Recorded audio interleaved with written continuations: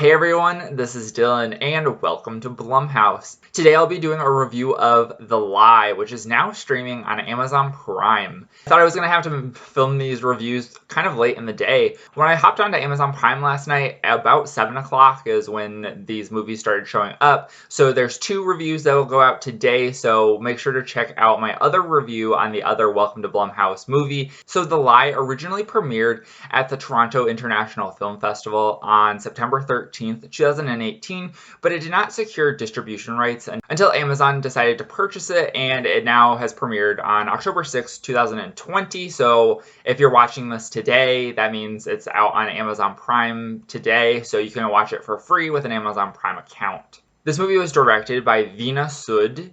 It stars Miri Enos as Rebecca, Peter Skarsgård as Jay, and Joey King as Kayla. And this is a remake of a 2015 German film called We Monsters. And I'm definitely interested in checking that one out after watching this. Alright, so let's get into what this movie is about. So we are introduced to our family, who is Rebecca, Jay, and Kayla. But Rebecca and Jay are Kayla's parents, and they're divorced, and they're seeing other people. And Kayla is in ballet. And so Kayla's mom, Rebecca, drives her to Jay's house so that Jay can drive her to this ballet retreat that's happening in the middle of winter. There's snow all around.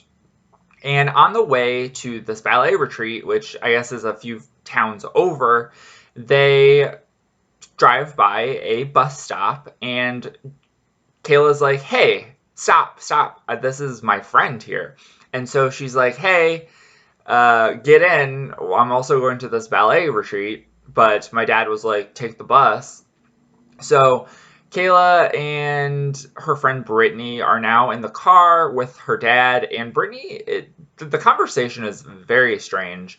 And then Brittany's like, I gotta pull over, is there a bathroom around here anywhere? And Jay is like, no, it might be a little bit till we get to the town. And she's like, we need to pull over immediately. I'm currently peeing, words that came out of her mouth.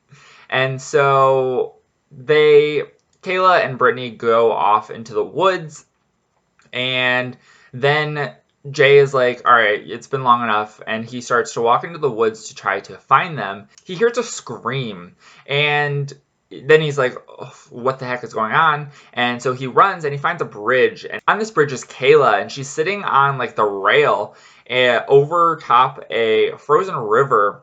Well, it's a flowing river, but it's pretty clear that the water is very cold. And she's like, I pushed my friend into the river. And he like goes down and tries to find her friend, can't find her, and then they decide that they're gonna leave. And so this is basically where this movie goes.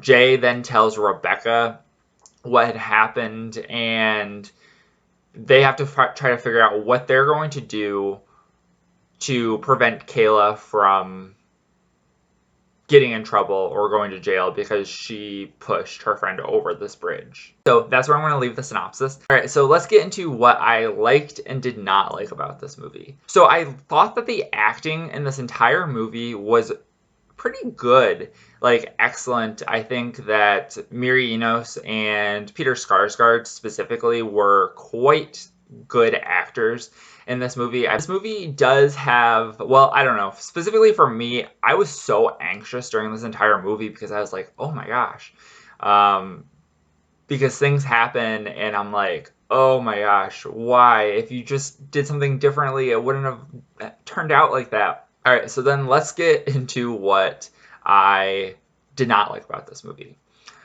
I did not like that. I think whoever wrote this movie does not know how to write teenage girl conversations because it was so painful. I mean, we only have this like brief conversation, maybe a few minutes, and it is so bad. Like, I was like, oh my gosh, this is bad, how bad this little 15-year-old conversation is. And I also did not like the character of Kayla at all. And throughout this movie, we find out that she really doesn't want to help herself in any way, and then I was like, you got to do all of these things. I don't understand why you don't want to help yourself if what you did was this. And so I just did not like her, period. I like Joey King as an actress. The acting is good, but I think that the character of Kayla is just not a good character.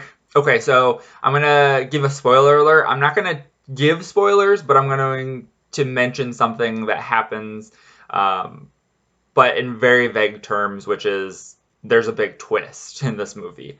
And, well, there's kind of like two twists, I would say. And one of the twists I think works, and then the other twist I was like, oh my gosh, I was kind of shocked that this twist happened because I never would have thought of it until it happened, and I was like, oh wow. All right, so let's now talk about what other people thought of this movie. So this movie has a little bit more data than the other one that I'm going to do, but since it's pretty brand new, only the people that had seen it at the Toronto International Film Festival in 2018 were able to review it. On Letterboxd, it has a 2.7 out of 5, and on Rotten Tomatoes, it has a 29% critic score. And there's no audience score because it's a brand new movie.